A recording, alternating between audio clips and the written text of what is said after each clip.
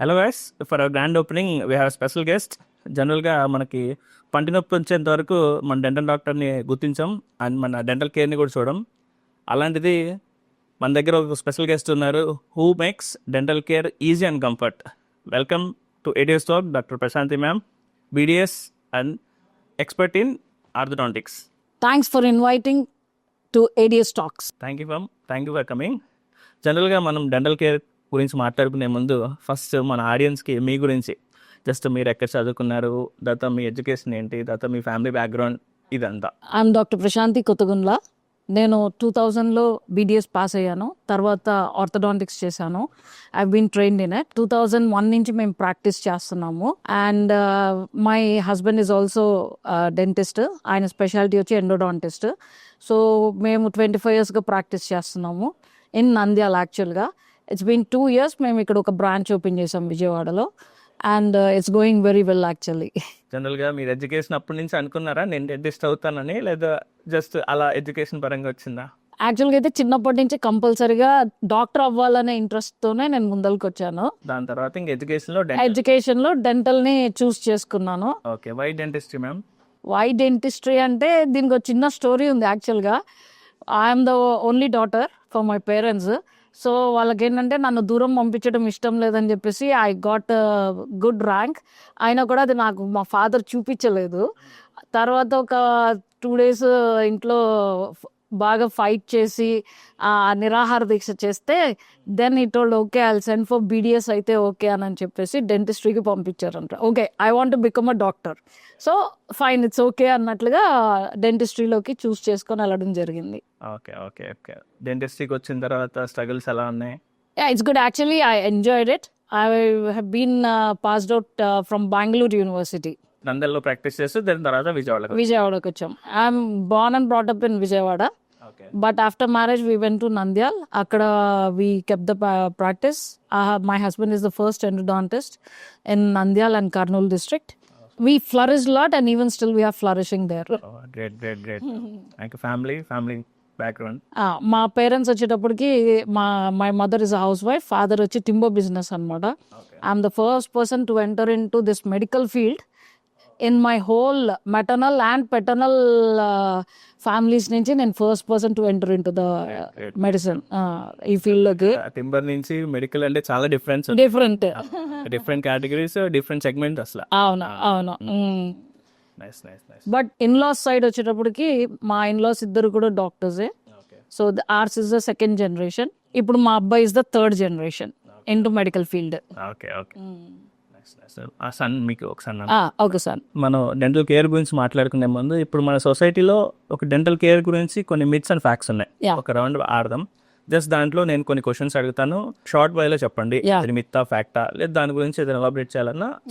First myth, పళ్ళని గట్టిగా brush చేస్తే గానీ పళ్ళు క్లీన్ అవ్వవు అనేది. యాక్చువల్గా దీన్ని మనము ఈజీగా చెప్పాలి అంటే మన skin fair, light skin tone, medium skin tone అట్లా ఉంటాయి కదా కలర్స్. ఇప్పుడు ఎంత మంచి సోప్ వాడినా ఫెయిర్ అవుతారా? అవ్వరు. బట్ వి మెయింటైన్ ఇట్ అంతే.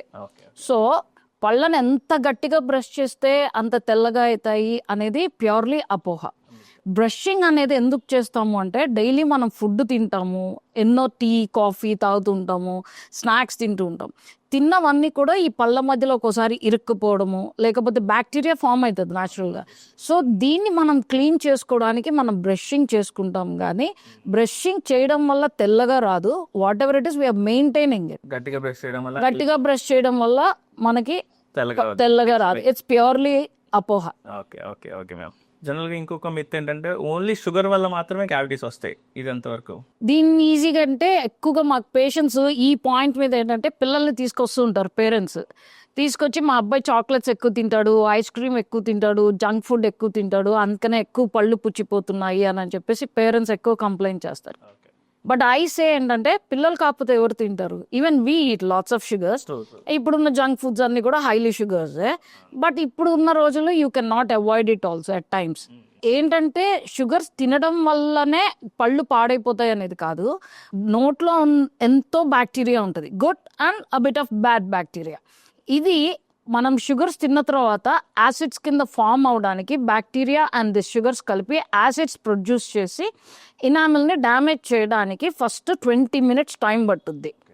సో ఇక్కడ మేము చెప్పేది ఏంటంటే, మీరు షుగర్స్ తింటారో, లేకపోతే రైస్ తింటారో, లేకపోతే పుల్కాస్ తింటారో, హెల్దీ ఫుడ్ తింటారో, what ever you eat, first నోట్లో నీళ్ళు వేసుకొని పుక్కులిని చూసేయండి. ఎసిడిక్ pH అనేది నోట్లో తగ్గిపోతుంది. క్లియర్ అయిపోయింది అంటే, so bacteria will not have chance acidic environment ని ప్రొడ్యూస్ చేయడానికి దానికి అవకాశం ఉండదు. So naturally your enamel is safe. So that is the best habit మేము పిల్లలకైనా సరే, ఎందుకంటే ప్రతి చోట మనం బ్రష్ చేయలేం కాబట్టి first gargling is most important after each and every meal. అదే ఇప్పుడు షుగర్స్ తిన్న వెంటనే క్లీన్ చేసుకుంటే no problem at. Yeah, okay okay right ma'am. అంటే అదొక మెత్తే అవుతుంది. చిన్నపిల్లలకి పాల పళ్ళు పుచ్చిపోయినా పర్వాలేదు అంటారు. చాలా మంది మీరు అడుగుతున్నట్లు ఈ నెగ్లిజెన్స్ అయితే మాత్రం మన ఇండియన్స్ లో చాలా ఎక్కువ ఉంది. ఎందుకంటే పాల పళ్ళే కదా, ఎట్లాగో ఊడిపోయి పెద్ద పళ్ళు వస్తాయి కదా అని చెప్పేసి చాలా మంది మేము నెగ్లెక్ట్ చేసామండి, మాకు దాని గురించి తెలియక మేము వదిలేసాము అని చెప్పేసి చాలా మంది పేరెంట్స్ పిల్లలు బాగా పెయిన్ వచ్చిన తర్వాత మా దగ్గరకు తీసుకొస్తారు. తీసుకొచ్చినప్పుడు ఎందుకు మీరు నెగ్లెక్ట్, ఊడిపోయే పళ్ళే కదా అని చెప్పేసి మేము కొంచెం వదిలేసామండి అంటారు. కానీ 6 months ఆఫ్ ఏజ్ నుంచి స్టార్ట్ అయ్యి 2 years వరకు టైం పడుతుంది ఈ పాల పళ్ళన్నీ ఇరప్ట్ అవ్వడానికి. ఓకే, 2 years తర్వాత నుంచి 6th yearలో కానీ మనకి మళ్ళీ 6 to 7 years మధ్యలో కానీ మనకి పర్మనెంట్ టీత్ ఇరప్ట్ అవ్వవు. సో ఈ టైంలో ఏంటంటే పాల పళ్ళే కదా ఊడిపోతాయని చెప్పేసి పిల్లలు సరిగ్గా బ్రష్ చేసుకోకపోయినా పుచ్చిపోయినా కూడా పట్టించుకోరు కొంతమందికి తెలియక. సో ఏమైతుందంటే పాల పళ్ళు అనేది మనకి కింద నుంచి వచ్చే పర్మనెంట్ టీత్ కి అవి ఒక గైడెన్స్ అన్నమాట. ఓకే, పిల్లలు బాగా తినాలి, బాగా డైజెస్ట్ అవ్వాలి, వాళ్ళకి అది గ్రోత్ లో బాగా హెల్ప్ అవుతుంది. కానీ పాల పళ్ళు పుచ్చిపోయినాయి అనుకోండి, ఏం హెల్దీ ఫుడ్ తినగలుగుతారు, ఎట్లాంటి ఫుడ్ తినగలుగుతారు? వాళ్ళు ఇంత తినగలిగే చోట కొంచెమే తింటారు, ఎందుకంటే పెయిన్ ఉంటుంది తినేటప్పుడు. సో లేదా ఇబ్బంది ఉంటుంది, ఏదో ఒక విధంగా వాళ్ళకి డిస్కంఫర్ట్ ఉంటుంది, సో తినలేరు. Then their growth also hinders అనమాట. అండ్ పాల పళ్ళు బాగా డ్యామేజ్ అయిపోయిన తర్వాత వచ్చినప్పుడు ఏంటంటే మేము దాన్ని సేవ్ కూడా చేయడానికి ఉండదు. సో అట్లాంటప్పుడు పీకేయాల్సి వస్తుంది. పీకేసామనుకోండి కింద నుంచి వచ్చే పళ్ళు వంకర టింకర్లుగా వస్తాయి. ఈ పాల పళ్ళు ఎంత ఇంపార్టెంట్ అంటే కింద వచ్చే పర్మనెంట్ టీత్ కి ఒక గైడెన్స్ ఇస్తాయి, జా డెవలప్మెంట్ లో యూజ్ అవుతాయి, పిల్లల యొక్క స్పీచ్ లో యూజ్ అవుతాయి. సో ఇన్ని విధాల వాటికి ఇంకా చాలా వాటిల్లో హెల్ప్ అవుట్ అవుతుంది అనమాట. పిల్లల కాన్ఫిడెన్స్ లెవెల్స్ కూడా చాలా సార్లు స్పీచ్ దెబ్బతింటే వాళ్ళ కాన్ఫిడెన్స్ లెవెల్స్ కూడా దెబ్బతింటాయి. సో అన్ని విధాల you have to take care of the deciduous teeth, అంటే మిల్క్ టీత్ కూడా ఈక్వల్లీ ఇంపార్టెన్స్ ఇవ్వాలి, అట్లానే కేర్ ఇవ్వాలి. అయితే అదొక మిత్ లాగే ఉంది. పాల పళ్ళు కన్ఫర్మ్ కావాలి, కంపల్సరీ వాటిని మెయింటైన్ చేయాలి. చిగురు నుంచి రక్తం వస్తుంటే సాల్ట్ వాటర్ తో మనం గార్లిక్ చేస్తే నార్మల్ అవుతుంది అంటారు. అది ఇప్పుడు దానికి ఒక ఎగ్జాంపుల్ చెప్తా. మనం పొలాల్లోనే ఎక్కడో వెళ్ళేటప్పుడు ముళ్ళు గుచ్చుకుంది, బయటకు వచ్చేసిన తర్వాత దానికి ఒక ఆయింట్మెంట్ పూస్తే తగ్గిపోతుందా? లేదు. ముళ్ళు తీయకుండా ప్రాబ్లం సాల్వ్ అవ్వదు. సో చిగుర్ల నుంచి రక్తం అనేది ఎందుకు వస్తుందో దాని రూట్ కాజ్ నుంచి మనం ట్రీట్మెంట్ చేయకుండా ఉప్పు నీళ్ళతో పుక్కిలించి వేయడము, లేకపోతే ఆయింట్మెంట్ రాయడము, మౌత్ వాష్ యూస్ చేయడం వల్ల మనకి ప్రాబ్లం సాల్వ్ అవ్వదు. యూజువల్గా చిగుర్ల నుంచి సమస్య అనేది మా పళ్ళు నీట్గా లేకపోతే, అంటే గార పట్టింది లేకపోతే పాచి పట్టింది అని వాడుక భాషలో అంటాం. మా భాషలో క్యాలిక్యులస్ ఫార్మేషన్ అంటారు. సో క్యాలిక్యులస్ కానీ ఈ గార పట్టడం వల్ల చిగుర్లు అనేవి ఇన్ఫ్లేమ్ అవుతాయి, అంటే అదేంటి లైట్గా ఇన్ఫెక్ట్ అవుతాయి అన్నమాట. ఇన్ఫ్లేమ్ అయినప్పుడు ఏంటంటే లైట్గా స్వెల్లింగ్, రెడ్నెస్ రావడం, కొంచెం బ్రష్ చేయంగానే రక్తం రావడం, అమ్మో రక్తం వస్తుందని చెప్పేసి వాళ్ళు సరిగ్గా బ్రష్ చేయడం మానేస్తారు. సో ప్రాబ్లం ఇంకా ఎక్కువ అవుతుంది తప్ప తక్కువ అవ్వదు. సో ఇవన్నీ పైన అనమాట. ఏంటి, ఉప్పు నీళ్ళేసి పుక్కులిని చూస్తేనో లేకపోతే ఇంకేదైనా చేస్తేనో చిగుర్ల నుంచి రక్తం రావడం ఆగిపోతుంది అనేది జస్ట్ అపోహ అనమాట. ఫస్ట్ రూట్ కాజ్ ఏంటి అనేది తెలుసుకోవాలి. దానికోసం మేబీ 1 day 2 days రిలీఫ్ అంతే. అసలు మెయిన్ రూట్ కాజ్ అయితే కొన్ని చిట్కాలు ఏమి సరిపోవు. జనరల్ గా అందరూ స్కేలింగ్ చేపించుకుంటుంటారు. స్కేలింగ్ చేపించుకుంటే పళ్ళు లూజ్ అవుతాయి అంటుంటారు. చాలా మంది ఈ పాయింట్ మీద మమ్మల్ని ఫస్ట్ అడిగే క్వశ్చన్ అది, ఎస్పెషల్లీ పెద్దవాళ్ళు అనమాట. పళ్ళు క్లీనింగ్ రాగానే నా పళ్ళు ఏమన్నా లూజ్ అవుతాయా అని చాలా మంది క్వశ్చన్ అడుగుతారు. మా ఫ్రెండ్ ఎవరో చేయించుకుంది, ఆమెకి ఇట్లా అయ్యింది, సో అందుకని చెప్పేసి నేను చేయించుకోవాలంటే భయపడుతున్నాను అని చాలా మంది మమ్మల్ని అడుగుతుంటారు. ఇప్పుడు చాలా మంది అసలు క్లీనింగ్కి ఎందుకు వస్తారు? పళ్ళల్లో గార పట్టిందని. ఆ గార ఏం చేస్తుంది అంటే ఫస్ట్ చిగురులను డ్యామేజ్ చేస్తుంది. డ్యామేజ్ చేసి ఇందాక మనం అనుకున్నట్లు అదేంటి చిగుర్ల నుంచి రక్తం వస్తుంది కదా, ఇవన్నీ స్టార్టింగ్ స్టేజెస్ అన్నమాట. తర్వాత ఈ పన్ను అనేది మనకు ఎక్కడ ఉంటుంది? బోన్లో ఉంటుంది. ఆ బోన్ మనకు కనిపించకుండా దానిపైన చిగురు ఉంటుంది. సో ఫస్ట్ చిగురు, తర్వాత బోను, ఈ రెండు కూడా డ్యామేజ్ అవుతాయి. డ్యామేజ్ అయినప్పుడు ఏమవుతుందంటే చిగురు ఆల్రెడీ పన్ను అనేది లైట్గా లూజ్ అవుతుంది, కానీ ఈ గార పట్టింది దాన్ని అట్లా పట్టుకొని ఉంచుతుంది అంతే. మనం ఏం చేస్తాం? పళ్ళు స్కేలింగ్ చేసినప్పుడు ఆ గారం తీసేస్తే what is the original position of the teeth అనేది బయటపడుతుంది. అది పేషెంట్స్ యాక్సెప్ట్ చేయరు. నా పళ్ళు ఇందాక గట్టిగా ఉన్నాయి, ఇప్పుడేమో కదులుతున్నాయి అనుకుంటారు. But we are removing bad thing. అక్కడ ఉన్న గారని మనం తీసేసి పేషెంట్కి మనం చూపిస్తున్నాం వాళ్ళ ఒరిజినల్ పొజిషన్ ఏంటి అనేది. దాన్ని యాక్సెప్ట్ చేయలేరు. కానీ అట్లాంటి కేసెస్ వచ్చినప్పుడు మనం అనలైజ్ చేసి ఇట్లా ఉండే అవకాశం ఉంది అనేది మాకు తెలుస్తుంది కదా. సో ఫస్టే పేషెంట్ని కనుక మనం ఎడ్యుకేట్ చేయగలిగితే దే విల్ యాక్సెప్ట్ ఇట్ అనమాట. This is your original condition of your teeth అండి, దీన్ని మనం ఈ విధంగా ట్రీట్మెంట్ చేస్తే గట్టి పడతాయి అని మనం వాళ్ళని ఎడ్యుకేట్ చేయవచ్చు. జనరల్గా అలా లూజ్ అయినప్పుడు మళ్ళీ అప్పుడు టైటన్ చేసే ప్రాసెస్ ఏమేమి ఉంటాయి మ్యామ్? గ్రేడ్ 1, గ్రేడ్ 2 మొబిలిటీస్లో అయితే lots of treatments are there. మనము గ్రేడ్ 1 మొబిలిటీలో అయితే కనుక ట్రీట్మెంట్స్ చేసి వాటిని గట్టిపరచడానికి అవకాశం ఉంటుంది. గ్రేడ్ 2 మొబిలిటీలో ఏంటంటే ఫర్దర్ డ్యామేజ్ అనేది మనం బాగా కంట్రోల్ చేయడానికి అవకాశం ఉంటుంది. And there are some times depends on the patient systemic condition, అంటే వాళ్ళకి ఏజ్, వాళ్ళకి ఏదైనా హెల్త్ ఇష్యూస్ ఉన్నాయా, వీటిని బట్టి కూడా మనకి రెస్పాన్స్ అనేది ఉంటుంది అనమాట. So there are good sort of treatments. కట్టిపరచడానికి చాలా వరకు మనకి మాక్సిమం అవకాశం ఉంటుంది. బట్ గ్రేడ్ 3 మొబిలిటీ అంటే పన్ను పేషెంట్ ఇట్లా కదిలిస్తూ ఉంటారు, నాకు ఇట్లా కదిలిపోయిందని మన దగ్గరకు వస్తూ ఉంటారు. అట్లాంటి వాళ్ళకి మనం ఏం చేయలేం, పన్ను పీకేయడం అంతే, నో ఆప్షన్. జనరల్గా ఇంకా మేజర్ క్వశ్చన్ ఇంకా ఫీమేల్స్లో వచ్చేది, ప్రెగ్నెన్సీలో డెంటల్ ట్రీట్మెంట్ అవసరం లేదు అని అంటారు, దాని గురించి. చాలా మంది ప్రెగ్నెంట్ లేడీస్ వస్తుంటారు ట్రీట్మెంట్స్కి పన్ను నొప్పి ఉందని. యాక్చువల్ చెప్పాలంటే ప్రెగ్నెన్సీలో ఇమ్యూనిటీ లెవెల్స్ చాలా తక్కువ ఉంటాయి. యూజువల్లీ కాంప్రమైజ్డ్ ఉంటాయి కొందరికైతే కనుక కొంచెం యాజ్ యూజువల్ ప్రెగ్నెన్సీలో ఇమ్యూన్ లెవెల్స్ అనేది కొంచెం తక్కువ ఉంటాయి. అందుకే ఫుడ్ కానీ ఏదైనా సరే బయట ఎక్కువ తినరు, ఇంట్లోనే తింటారు, ఇన్ఫెక్షన్స్ రాకుండా చూసుకుంటారు, ఇట్లాంటి కేర్ తీసుకుంటారు. సో కానీ ప్రెగ్నెన్సీకి ప్లాన్ చేసుకునే ముందలే అవకాశం ఉంటే what we recommend are in other countries వాళ్ళు కంపల్సరీగా ఒక డెంటల్ చెకప్ చేయించుకుంటారు. ఎందుకు అంటే ఒక చిన్న ఏదైనా పుచ్చులు ఉన్నా స్టార్టింగ్ స్టేజెస్లోనే వాళ్ళు దాన్ని ట్రీట్మెంట్ చేయించుకుంటే సరిపోతుంది. లేకపోతే పళ్ళల్లో గార పట్టిన ఇమ్యూన్ లెవెల్స్ అనేవి కొంచెం తక్కువ ఉండడం వల్ల వీళ్ళకి ఏంటంటే గార పట్టినవి ఆల్రెడీ కొంచెం ఇన్ఫ్లేమ్డ్ గమ్స్, అంటే చిగురులు ఏదైనా వాపు ఉండి అట్లాంటివి ఏదైనా ఇన్ఫెక్టెడ్ ఉండి ఉన్నా ఈ ప్రెగ్నెన్సీ లెవెల్స్లో అవి ప్రాబ్లం ఇంకొంచెం ఎక్కువ అవుతాయి అనమాట. లేకపోతే పళ్ళల్లో పుచ్చులు కొంచెం డీప్గా ఉన్నాయనుకోండి, ఫస్ట్ అంత పెయిన్ వచ్చి ఉండదు, బట్ ప్రెగ్నెన్సీ వచ్చేటప్పటికి ఇమ్యూనిటీ లెవెల్స్ తక్కువ ఉంటాయి కాబట్టి వాళ్ళకి పెయిన్ రావడం స్టార్ట్ అవుతుంది. యూజువల్గా ఏంటంటే we say second trimester is the safe period for dental treatment. అంటే ఫస్ట్ 9 months ఆఫ్ ప్రెగ్నెన్సీని ఫస్ట్ 3 monthsని first trimester, 4, 5, 6 second trimester, 7, 8, 9 third trimester అంటాం. ఫస్ట్ ట్రైమిస్టర్లో ఏంటంటే ఆర్గన్ డెవలప్మెంట్, బేబీ స్టేబుల్ అవ్వడము ఇవన్నీ ఉంటాయి కాబట్టి యూజువల్గా వీ డోంట్ ప్రిఫర్ అనమాట. సెకండ్ ట్రైమిస్టర్ ఏంటంటే ఆర్గన్ డెవలప్మెంట్ అంటూ పెద్ద ఏం ఉండదు అండ్ ఆల్రెడీ బేబీ స్టేబుల్ అయిపోయి ఉంటుంది కాబట్టి that is the best time to get the dental treatments done. ఇంకా థర్డ్ ట్రైమిస్టర్ ఏంటంటే కొంచెం బంప్ వచ్చేసి ఉంటుంది, వాళ్ళు కూర్చోవాలన్నా అంతసేపు కష్టపడుతూ ఉంటారు కాబట్టి యూజువల్గా second trimester is the safe. And ఏదైనా ప్రాబ్లమ్స్ ఉంటే మాత్రం భయపడకుండా హ్యాపీగా వాళ్ళు డెంటల్ ట్రీట్మెంట్స్ చేయించుకోవచ్చు. ఏదైనా ఎక్స్రే ఇట్లాంటివి తీయాల్సి వచ్చినా కూడా మేము లెడ్ ఏప్రాన్ ఇట్లాంటివన్నీ కూడా యూస్ చేసి వాళ్ళకి స్మాల్ ఎక్స్రేస్, చిన్న ఎక్స్రేస్ తీస్తామన్నమాట.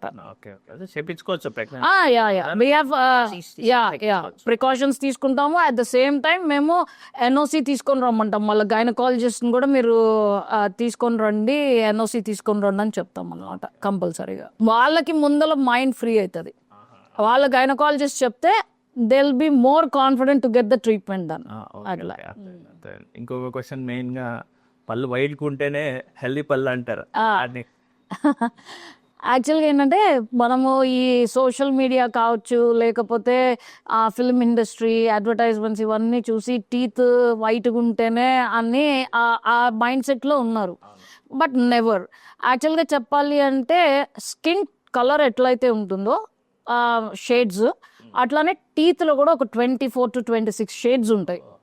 ఓకే, డార్క్ స్కిన్ ఉన్న వాళ్ళకి మనం అబ్జర్వ్ చేస్తే వైట్గా ఉంటాయి పళ్ళు. ఫెయిర్ స్కిన్ ఉన్న వాళ్ళకి కొంచెం వైట్ కలర్ తక్కువ ఉండి ఎల్లోయిష్ గానో అంత ఫెయిర్ ఉండవు యూజువల్గా. బట్ మనం యాడ్స్లో చూస్తుంటాం కదండి అనుకుంటే most of them dental treatments చేయించుకున్న వాళ్ళే. వెనియర్స్ అనో లేకపోతే అట్లా ఏదో ఒకటి చేయించుకొని వాళ్ళు అది తెచ్చుకున్న వాళ్ళే most of the people. So ఏంటంటే that is purely a myth. యాక్చువల్గా చెప్పాలంటే healthy teeth are most important than the colour of the teeth.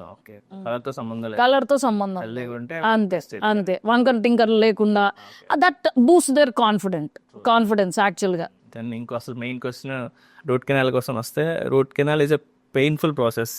దీని గురించి ఏదో ఒక మిత్ అందరు అనుకుంటారు, మరి దాని గురించి అసలు రూట్ కెనాల్ దాకా ఎందుకు వెళ్తుంది? It's only because of negligence. అవునా?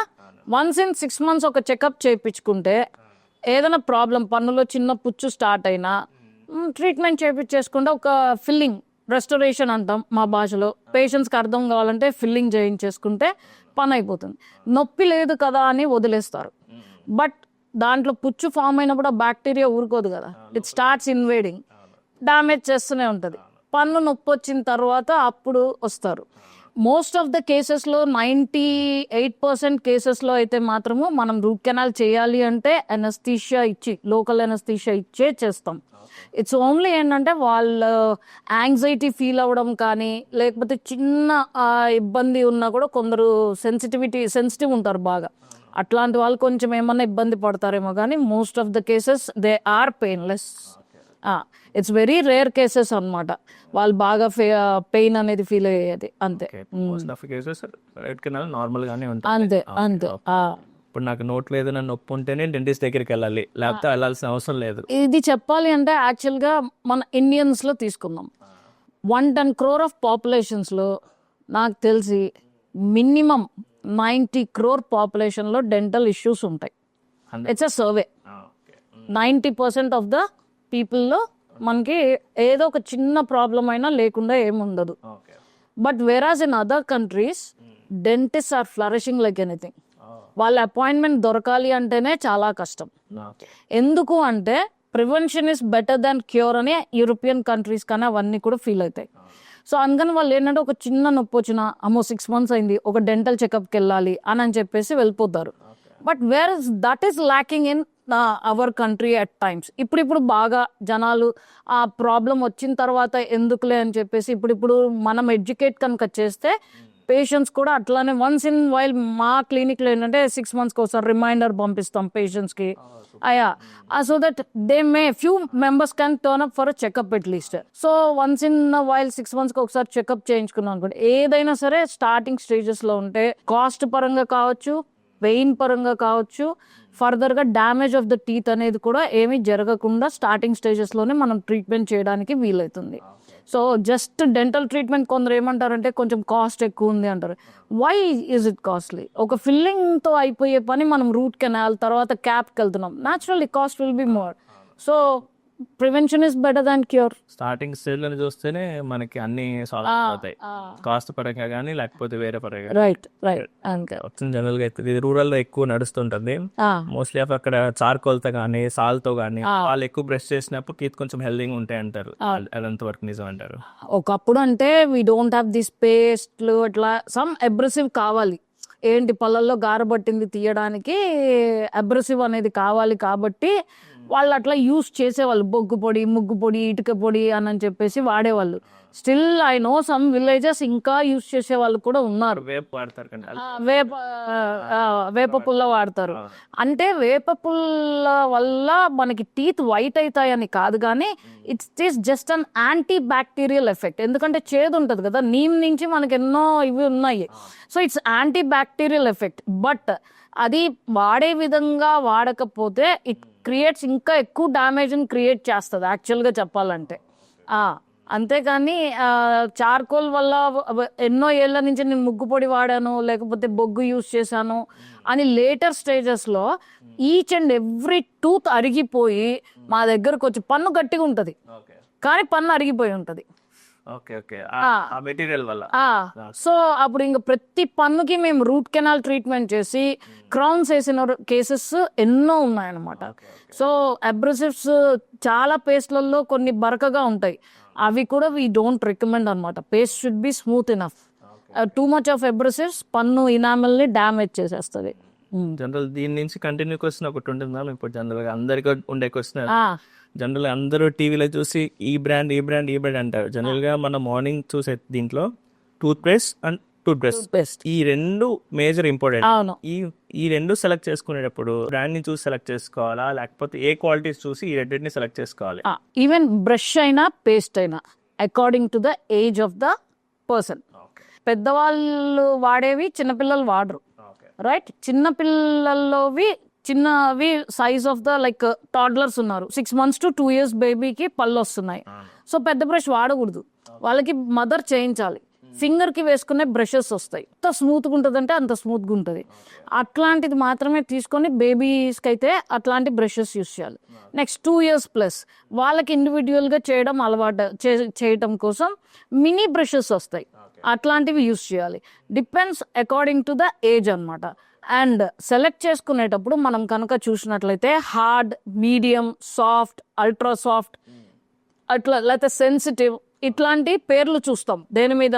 బ్రష్ మీద. బ్రాండ్ కాదు, బ్రష్ మీద చూడండి, ఆ ప్యాకింగ్ మీద చూడాలి. సో వీ ప్రిఫర్ ఏంటంటే మ్యాక్సిమం మనకి ఎటువంటి సమస్యలు లేకపోతే హార్డ్ అయితే we don't at all prescribe. Soft, ultra soft ఈ రెండే మాక్సిమం మేము ప్రిస్క్రైబ్ చేస్తాం. బ్రష్ ప్యాకింగ్ మీద ఉంటది brand, what ever is the brand, soft, ultra soft ఈ బ్రషెస్ ఉంటాయి. అవి తీసుకొని ప్రాపర్ వేలో బ్రషింగ్ చేయాలి. అండ్ బ్రషెస్కి వచ్చేటప్పటికి మీరు సాఫ్ట్ తీసుకున్నా అల్ట్రా సాఫ్ట్ తీసుకున్నా కార్ టైర్స్ కి వీటికి వేర్ అండ్ టైర్ ఎట్లా అయితే ఉంటుందో బ్రష్లు అయినా అంతే. లాంగ్ టర్మ్ యూస్ చేస్తే అవైనా హార్డ్ అయిపోతాయి. సో కంపల్సరిగా ఎవ్రీ 2 to 3 months చెక్ చేసుకొని బ్రష్ని మార్చేయాలి. లేటెస్ట్గా ఇప్పుడు మార్కెట్లో ఏంటంటే బ్రష్ మీద ఇండికేటర్స్ వస్తాయి, బ్రిజిల్స్ మీద పైన. ఓకే, ఆ బ్రిజిల్ మీద కలర్ ఉంటుంది, ఆ కలర్ పోయింది అంటే you have to change the brush అని ఇండికేషన్ అనమాట. ఇప్పుడు ఫర్ ఎగ్జాంపుల్ మనమే ఉన్నాం, నేను January 1వ తారీఖున ఫస్ట్ ఈరోజు కొత్త బ్రష్ యూస్ చేశాను, ఖచ్చితంగా నేను 2 to 3 months తర్వాత మార్చ్లోనో ఏప్రిల్లోనో కొత్తది పెట్టాలి అంటే గుర్తుండకపోవచ్చు. But these indicators will help you to change your brush on time. దానిపైన అది అరిగిపోతే మీకు స్మూత్నెస్ కూడా తేడా వచ్చేస్తుంది. These type of brushes are usually available with us అనమాట. అట్లా easy way of identifying. Tooth పేస్ట్కి వచ్చేటప్పటికి సేమ్. పిల్లల్లో పుచ్చు పట్టే లక్షణం చాలా ఎక్కువ ఉంటుంది. ఓకే, ఎందుకంటే అందులో చిన్న పుచ్చు కూడా వాళ్ళకి తొందరగా పెయిన్ వస్తుంది. మనకి టీత్ లో 3 parts ఉంటాయి, లైక్ ఇనామిల్, డెంటిన్, పల్ప్. అంటే ఇనామిల్ అనేది అందరికీ తెలుసు, సెకండ్ లేయర్, థర్డ్ లేయర్ లో సాఫ్ట్ టిష్యూ ఉంటుంది, అంటే నర్వ్స్ అండ్ బ్లడ్ వెసల్స్. ఈ పుచ్చు అనేది అక్కడికి రీచ్ అయిందంటే పెయిన్ వచ్చేస్తుంది. వీళ్ళకి పిల్లల్లో ఏంటంటే ఆ థర్డ్ లేయర్ అనేది పెద్దగా ఉంటుంది. సో దానివల్ల చిన్న పుచ్చుకు కూడా తొందరగా పెయిన్ వచ్చేస్తుంది పిల్లలకి. సో ప్లస్ వాళ్ళు మెయింటెనెన్స్ సరిగ్గా చేసుకోలేరు, ఖచ్చితంగా చాక్లెట్స్, బిస్కెట్స్ లాంటివి ఎక్కువ తింటూ ఉంటారు. సో దానివల్ల ఎక్కువ వస్తుంటుంది. కాబట్టి వాళ్ళకి మేము చెప్పేది ఏంటంటే ఫ్లోరైడ్ టూత్ పేస్ట్ ఎక్కువ యూస్ చేయాలి. పిల్లలకి ఏజెస్ ఉంటాయి, పేరెంట్స్ కేర్ ఎక్కడ తీసుకోవాలంటే ఈ పేస్ట్ని చాలా మంది పిల్లలు చప్పరిచ్చేస్తూ ఉంటారు. అట్లాంటివి చేయకుండా దగ్గరుండి ఈ ఫ్లోరైడ్ టూత్ పేస్ట్లని యూస్ చేయాలి. So depends on the patient case లేకపోతే వాళ్ళ ఉండే ఏరియాని బట్టి కూడా ఫ్లోరైడ్ ఎంత ఉండాలి, 500 ppm నుంచి 1000 ppm మధ్యలో ఉండే ఫ్లోరైడ్ టూత్ పేస్ట్లు మాత్రమే మనం యూస్ చేసుకోవాలి పిల్లలకి. దాని మీద ఉంటుంది, పేస్ట్ మీద ఉంటుంది, 500 ppm. ఇంగ్రీడియంట్స్ లోకి వెళ్తే ఫ్లోరైడ్ ఎంత ఉంది అనేది కూడా పిల్లల పేస్ట్ మీద కంపల్సరీగా ఉంటుంది. So 500 ppm or 1000 ppm. మేము అన్ని జాగ్రత్తలు తీసుకుంటున్నాం, అయినా కూడా పళ్ళల్లో పుచ్చులు వస్తున్నాయంటే ఈధర్ రాంగ్ బ్రషింగ్ మెథడ్ ఉండొచ్చు, సరిగ్గా బ్రష్ చేయకపోవచ్చు, పిల్లలు స్కూల్కి వెళ్తుంటారు, జంక్ ఫుడ్ ఎక్కువ తింటుంటారు, గాగ్లింగ్ చేయకపోవచ్చు. సో వాళ్ళకి మేమేం చెప్తుంటామంటే ఫ్లోరైడ్ ట్రీట్మెంట్ అని ఉంటుంది. It is under the supervision of the dentist మేము చేస్తాం. వాళ్ళకి at the age of 2 years, next at the age of 6 years, at the age of 10, 12 ఇట్లా ఈ ఏజెస్లో ఫ్లోరైడ్ ట్రీట్మెంట్ చేయించుకోమని చెప్తాం. అదేంటంటే it enters into the enamel లేయర్స్లోకి వెళ్ళిపోయి it will harden the enamel still more. So 90% పుచ్చులు వచ్చే అవకాశం ఉందనుకోండి ఆ చైల్డ్లో. సో అరౌండ్ ఆ 90%లో మీకు 60 to 70% తగ్గిపోద్ది. అండ్ జస్ట్ స్టార్ట్ అవుతున్న కేరీస్ అని ఉంటే అవి కూడా ఒక్కొక్కసారి హార్డన్ అయిపోతాయి అనమాట. So fluoride treatment is most best. Hardly it will take 5 to 10 minutes. But పేరెంట్స్కి కొంతమందికి మేము చెప్తుంటాం, కొందరు చేయించుకుంటూ ఉంటారు, కొందరు నెగ్లెక్ట్ చేస్తూ ఉంటారు. ఈ వాళ్ళలో ఎలా ప్రిపేర్, ఎలా selection? Best ways to maintain brushing, proper brushing. వాళ్ళకి పెద్దవాళ్ళకి అనుకోండి ఏదైనా సరే ఫ్లోరైడ్ ఉన్న మినిమం ఫ్లోరైడ్ కంటెంట్ ఉంటుంది, ఆ పేస్ట్లు యూస్ చేసుకోమని చెప్తాము. ఇంకా వాళ్ళ కండిషన్ బట్టి కొందరికి నాకు పళ్ళు జుమ్మని లాగుతున్నాయి ఇట్లాంటివి అయితే డీసెన్సిటైజింగ్ పేస్ట్లు యూస్ చేసుకోమని చెప్తాం. But never use a single brand for a long time. మారుస్తున్నారు. Yeah, that is better. అట్లానే యాడ్స్ లో చూసినట్లు మొత్తం బ్రష్ అంతా పేస్ట్ వేయకూడదు. నెక్స్ట్ క్వశ్చన్ అదే, బ్రష్ తీసుకుంటే అంత చూపిస్తారు, పైనుంచి కింద దాకా పేస్ట్ ఎంత పోర్షన్ లో వేయాలి ఒక బ్రష్ మీద? చిన్న పిల్లలకైతే మాత్రము జస్ట్ మన ఇంట్లో ఆవ గింజంత అని అంటారు కదా, ఆ టైప్ లో కొంచెమే వేయాలి. చిన్న పప్పు మైన మాత్రమే, కందిపప్పు మైన మాత్రమే వేయాలి. అదే పెద్దవాళ్ళకి వచ్చేటప్పటికి జస్ట్ పీనట్ సైజ్, అంతే అంతే యూస్ చేయాలి, అంతే యూస్ చేయాలి. That's more than enough. ఎక్కువ యూస్ చేస్తే ఇఫ్ ఎనీ ప్రాబ్లమ్స్ ఉంటాయి. What is the use? What is the use? ఎంత కావాలో అంతే. పీనట్ సైజ్ అంతే, పీనట్ సైజ్ యూస్ చేయాలి. మ్యాటర్ ఆఫ్ 2 minutes బ్రషింగ్, అంతే. Cover all the surfaces. జనరల్గా ఈ టైంలో బ్రాండ్స్ కూడా పెద్ద పెద్ద హోల్స్ ఇస్తున్నాయి. ఇంతకు ముందు చిన్న హోల్స్ వచ్చేది, ఇప్పుడు పెద్ద హోల్స్. సారి పెట్టామంటే ఇంట్రెస్ట్ చేస్తారు. మార్కెటింగ్. సోషల్ మీడియా ఏజెస్ లో ప్రతి ఒక్కళ్ళు వాళ్ళ స్కిన్ కి మటుకు 7 step స్కిన్, 8 step, 9 step, ఇంకా ఎన్ని స్టెప్పులు ఉన్నాయి ఫర్ ఫేస్ గ్లోకి. సేమ్ అదే ప్రొసీజర్ మన డెంటల్ కేర్ కి ఎన్ని స్టెప్స్ ఉన్నాయి అంటే దానికి ప్రొసెస్ ఏమున్నాయి? మన పేరెంట్స్ తీసుకోండి ఓల్డ్ ఏజ్ లో, ఓకే, వాళ్ళు ఎన్ని స్టెప్స్ ఫాలో అయ్యేవాళ్ళు దానికి? For dental, for skin care. Skin care కి ఎక్కువ పసుపు మోస్ట్లీ కదా, hardly they use to use any cosmetics. అంతే. వాళ్ళు అందంగా లేరా? ఉంటారు, ఉన్నారు కదా. This is artificial. ఈ రోజు పొల్యూషన్ కి మనం కొన్ని కేర్ తీసుకోక తప్పటం లేదు. అట్లనే డెంటల్ కూడా అంతే. మనం ఇంట్లోనే తింటున్నామా డైలీ, once or twice మనం బయట తినడం జరుగుతుంది. Steps to take care of the teeth అంటే ఒకప్పుడు ఎంత కేర్ తీసుకున్నారు, డైలీ 2 times ఏమి మన పేరెంట్స్ కానీ లేకపోతే అమ్మమ్మలు తాతయ్యలు కానీ 2 సార్లు బ్రష్ చేసుకున్న రోజులు లేవు. ఒకసారి మార్నింగ్ దంత దావనం అనేవాళ్ళు అచ్చ తెలుగులో, లేదా నోట్లో నీళ్ళు వేసుకొని పుక్లించి ఊసేసేవాళ్ళు, కరెక్ట్. కానీ ఇప్పుడు ఎంతమందికి ఆ హ్యాబిట్స్ ఉన్నాయి, నోట్లో నీళ్ళు వేసుకొని పుక్లించే హ్యాబిట్? సో మనం తినే ఫుడ్స్ వల్ల now steps to take care of our teeth అనేది పెరిగింది. Like brush twice daily, eat healthy food, fibre food తినండి, షుగరీ ఫుడ్స్ తినొద్దు అంటాం. కానీ కొన్నిసార్లు మనం అవాయిడ్ చేయలేని పరిస్థితులు. మీరు షుగరీ ఫుడ్స్ తినండి, నాన్ షుగరీ ఫుడ్స్ తినండి, లేకపోతే జ్యూసే తాగండి, లేకపోతే ఎరేటెడ్ డ్రింక్స్ తాగండి, ఏమన్నా తినండి తాగండి. బయట ఉన్నప్పుడు ఏం తిన్నా తాగినా నోట్లో నీళ్ళు వేసుకొని పుక్లిని చూసేయండి. 20 minutes షుగర్ రూల్, అంతే. It will take 20 minutes to damage your teeth. ఏంటి, బ్యాక్టీరియా అండ్ షుగర్స్ కలిసి యాసిడ్ pH ఫామ్ అవ్వడానికి. దాన్ని ఫామ్ అవ్వకుండా మనం చూసుకోగలిగితే అదే పెద్ద ఓరల్ కేర్ అన్నమాట. మార్నింగ్ అండ్ నైట్ బ్రష్ చేసుకోండి. And proper brushing method.